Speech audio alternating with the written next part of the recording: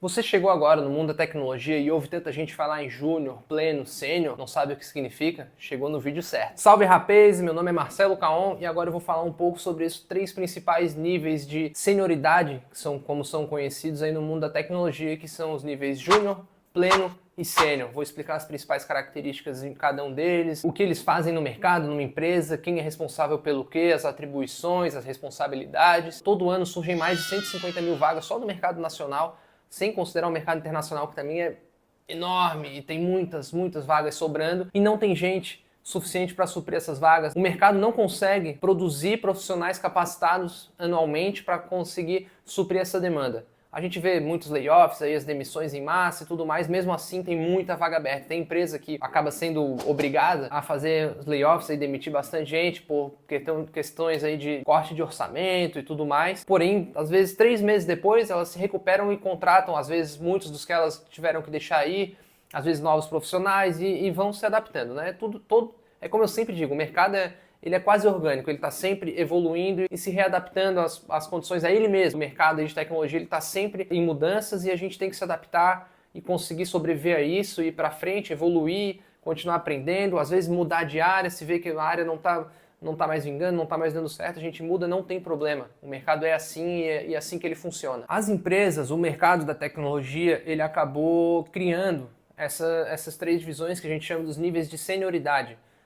Que basicamente ele separa em três grandes grupos. A gente pode considerar depois os C-levels, que são os CEO, COO, CFO, que são os cargos de diretoria, e tem também os cargos de principal, associate, que daí são cargos mais altos, que são níveis, subdivisões ali do nível sênior, que é o nível mais alto ali na área de tecnologia, que se aplica tanto a desenvolvimento, a parte de testes, a várias áreas de tecnologia. Existem esses três níveis, que são os principais: o júnior, o pleno e o sênior. O que faz cada um desses? Por que eles surgiram, né? Eles surgiram porque as empresas iam abrir vagas novas e tudo mais, elas precisavam solicitar quem que eu quero, o que eu quero para preencher essa vaga. É uma vaga que demanda pouco conhecimento, muito conhecimento, grandes responsabilidades e tudo mais, mas era difícil às vezes solicitar isso pedindo tempo de experiência, porque dependendo de cada um ali, é meio que auto-atribuído esse nível, né? Às vezes a própria empresa atribui a um funcionário e ele acha que ele virou aquele nível e na verdade ele não é aquilo. É um pouco complexo, mas eu vou tentar desmistificar aí esses termos, né? Vamos começar pelo nível júnior. O que seria um nível júnior? Pode ser um estagiário, ele acabou de sair de uma formação, ele não tem experiência no mercado, ele pode ter estudado bastante, feito vários cursos ali na Udemy, Hotmart, aprendeu bastante coisa, fez repositório dele ali, o GitHub, o GitLab, o Bitbucket. Em outro momento eu vou falar sobre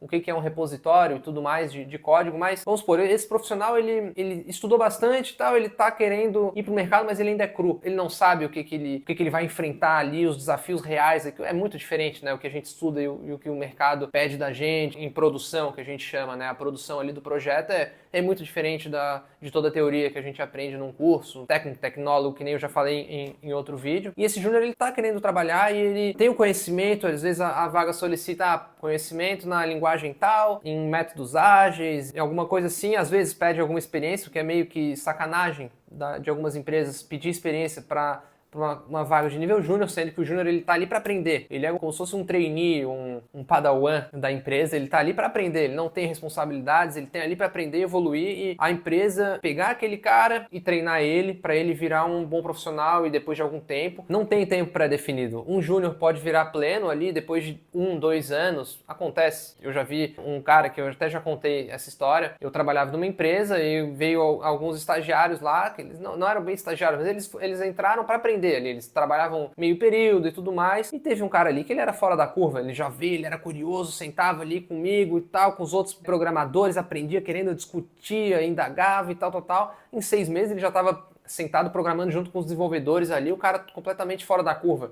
Em 1 ano já daria para considerar ele nível pleno, porque ele já pegava ali um problema ali para ele e ia atrás e resolvia e fazia entregas ali no mesmo nível dos programadores plenos e depois de algum tempo até dos sêniores que tinham na empresa. Mas varia de indivíduo para indivíduo, não tem uma receita de bolo para isso, né? Mas basicamente é isso, o júnior tá ali para aprender. Ele é o cara que ele vai chamar o pleno, vai chamar o sênior para resolver os problemas. Ai, não entendi isso, ele quer aprender como é que funciona um código, que ferramenta que é melhor para aquilo, ele vai perguntar para quem já teve experiência que tipo de abordagem é melhor para solucionar tal problema ou outro problema e assim vai. O salário de um júnior varia muito, depende da empresa que ele for entrar, mas vamos supor aí que na parte de tecnologia, envolvendo, pode ser área de testes, programador, vou utilizar como base o salário de programação e a partir disso a gente vai conseguindo separar o de DevOps, tester e tudo mais. E também não vou considerar PJ e CLT. Eu vou falar sobre o salário a grosso modo, o range salarial, né? A variação. Um júnior pode ser, hoje em dia, ele pode estar inicialmente ganhando de 2.500 até R$ 4.000, dependendo da empresa, benefícios e tudo mais. E é mais ou menos isso. Tem poucas responsabilidades, mas muito estímulo para ele aprender. O mercado lá fora, ele contrata muito mais júniores do que o mercado nacional. Por isso que eu sempre bato na tecla do inglês. Aprender inglês é crucial. Se conseguir pegar uma vaga lá fora, já ainda sendo júnior, é o melhor cenário possível, porque daí vai praticando inglês, tem um contato com essa cultura e as empresas lá, elas treinam o júnior, elas pagam treinamentos, elas investem no profissional para esperar ele crescer e esperando que, claro, que ele continue na empresa e investem naquilo. As empresas brasileiras já são mais receosas, achando que vão investir, ele vai migrar para fora. Com certeza isso vai acabar acontecendo, comparando os salários, porque as empresas brasileiras geralmente acabam pagando menos salários, então quando esse profissional ele evolui, ele acaba indo para fora ou numa outra empresa que paga melhor, mas aí depende da cultura de cada empresa e a empresa tem que ter a própria organização interna ali para conseguir resolver esse tipo de problema. O profissional pleno, alguém que já tem ali pelo menos uns 2 anos de experiência, até 4 anos, depende de cada pessoa, 4, 5, 6 anos, tem gente que se considera pleno, que fala, eu não me considero sênior até 10 anos, depende da evolução de cada um, do ritmo de trabalho, às vezes fica muito tempo desempregado, dá uma enferrujada, alguma coisa assim, mas o pleno, ele é o cara que ele consegue botar ele resolve um problema, ele consegue resolver o problema, mas quando apertar muito e tiver um problema muito específico, alguma coisa conceitual lá, a baixíssimo nível, alguma coisa complicada, ele vai chamar um sênior que já tem mais experiência, pô, o que eu faço aqui? Dúvidas de arquitetura, principalmente, ele vai acabar chamando o sênior, mas o pleno é o cara que tu vai colocar ele para programar, ele vai conseguir fazer a parte dele ali sem precisar de ajuda o tempo todo como um júnior precisaria. Então ele é um profissional já graduado. Vamos pensar no jiu-jitsu, por exemplo. Um júnior já seria uma faixa branca. O pleno ali a gente já poderia botar uma faixa azul, faixa roxa. Ele já é o cara que consegue se virar tranquilo ali, faz programa, desenvolve, faz tudo, sem precisar de tanta ajuda. Mas às vezes ele vai acabar precisando de uma ajuda de um nível sênior com experiência. Um nível pleno, ele já é um profissional que ele deve ganhar inicialmente ali entre 4.000, 4.500 até, dependendo da empresa, eu vou jogar ali até 9, 10 mil. É um profissional que ele pode sim ganhar essa faixa salarial dependendo da experiência, da empresa, da vaga, das responsabilidades, do que é o time, do que está envolvido, mas mais ou menos aí a grosso modo seria esse range salarial. Batendo na tecla novamente, eu não estou especificando aqui PJ, CLT, o tipo de contrato, cooperativa ou o que for. É mais ou menos esse range, às vezes mais, às vezes menos. O nível sênior, o que faz um profissional ele ser de nível sênior? São muitas nuances aí. A gente pode considerar que ele vai ter alguns anos de experiência, não tem uma receita de bolo que eu possa falar, 10 anos de experiência, 5 anos de experiência também não tem, porque às vezes o profissional ele pega um projeto ali numa empresa muito complexo, ele entra uma pessoa, ele sai outra com outro conhecimento, questão de liderança também envolve muito a parte do sênior, a parte de arquitetura. Ele entende muito mais da arquitetura do projeto, como resolver tais coisas, o que fazer, as decisões a serem tomadas, a gestão de equipe, a gestão do próprio projeto, que caminho seguir, bugs ali, que são erros, né, do projeto, às vezes em tempo real, como resolver esses problemas, como fazer um hotfix. O hotfix é uma solução emergencial que precisa já ir pro projeto para rodar porque deu um problema em produção. O sênior ajuda a resolver esses hotfix. O sênior, geralmente, ele é o cara que ele vai resolver os principais problemas, ele tem que resolver. Ele mata no peito e fala, isso aqui eu resolvo. Ele não precisa de ajuda de ninguém, ele geralmente que vai estar ajudando os plenos e os júniors, porém, às vezes a gente precisa montar uma equipe com algumas cabeças pensantes ali, vários sêniors para tomarem decisões, porque 2 cabeças pensam melhores do que uma só, né? O sênior é esse profissional, é esse tipo de profissional que ele mata no peito, resolve o problema e vai mandar para frente, vai fazer o projeto andar de vez. Existem empresas que montam equipe sem um profissional sênior por ele ter um valor salarial mais caro e acabam montando uma equipe com alguns plenos e muitos júniors para economizar e tudo mais, e às vezes a entrega acaba decaindo muito. o projeto ele acaba perdendo a escalabilidade dele, que é a habilidade do projeto de ser escalado, de crescer, quanto mais surgirem mais usuários, tiver uma demanda muito grande, como é que a gente vai escalar aquele projeto para ele não cair, o site não cair, para não ficar offline, e assim vai. Então, um sênior ele já teve muita experiência, ele já trabalhou em várias empresas, ele já estudou bastante, às vezes ele tem várias formações, às vezes não é necessário. Eu conheço profissionais sêniors hoje em dia que não tem nenhuma formação e dão de 10 a 0 em profissionais aí com MBA e várias pós-graduações e certificações e tudo mais.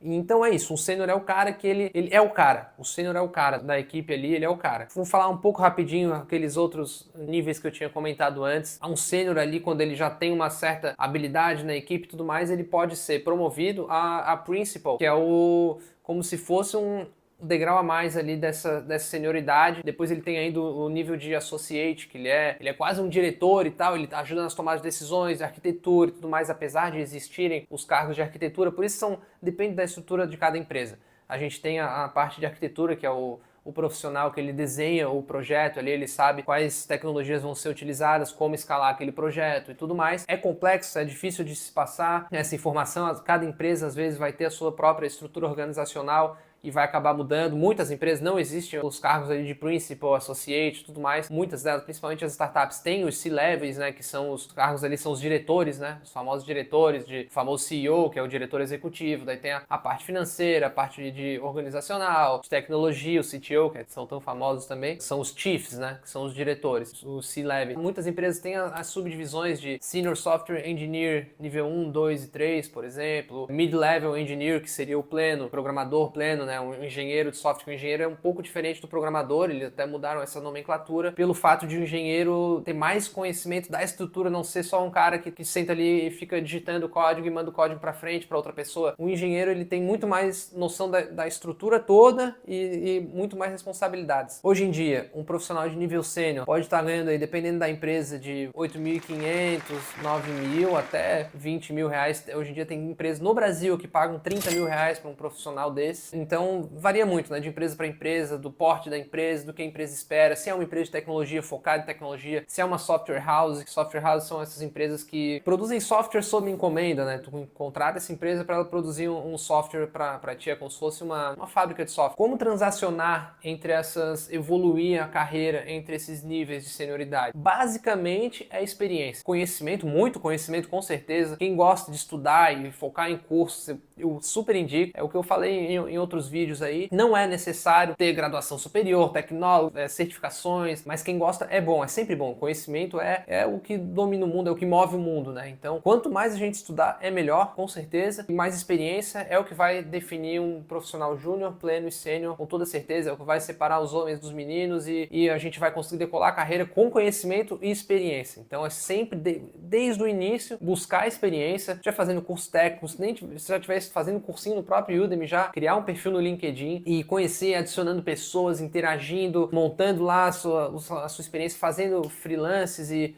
evoluindo sempre, todo dia, estudando, evoluindo, crescendo, buscando experiência. Quando vê, já está dentro do mercado, já está respirando aquilo, conversando com outros profissionais e já virou daqui a pouco um nível pleno, há alguns anos já virou um nível sênior e quando vê, já está ganhando uma grana, respirando aquilo e é muito bacana. É um mercado assim que vale a pena entrar. É um mercado que ele não está sendo dominado pela inteligência artificial, como eu já falei em outro vídeo, muito pelo contrário. É um mercado que usa a inteligência artificial a seu favor para evoluir, para crescer, para fazer os profissionais aprenderem e terem um ganho de produtividade absurdo. E é isso. A gente vai evoluindo cada vez mais. Em relação ao mercado internacional, as faixas salariais aí para programadores brasileiros querendo trabalhar remoto e tudo mais é que varia muito. Assim, a gente pode jogar nos ranges aí, um profissional júnior vai tá ganhando ali entre $1.000 e $2.000, dependendo, às vezes 3. Um profissional pleno vai poder estar ganhando ali, variando entre 2,5, 4,5, às vezes mais, é claro, eu tô falando sempre uma faixa ali que a gente vai ter casos a menos, mas mais ou menos nessa faixa. Um profissional sênior vai estar ganhando, varia muito, o range que mais varia é o do nível sênior, porque a gente vai ter inúmeras responsabilidades e empresas diferentes, mas o range salarial de um profissional sênior brasileiro trabalhando para fora vai variar aí entre $3.500, $4.000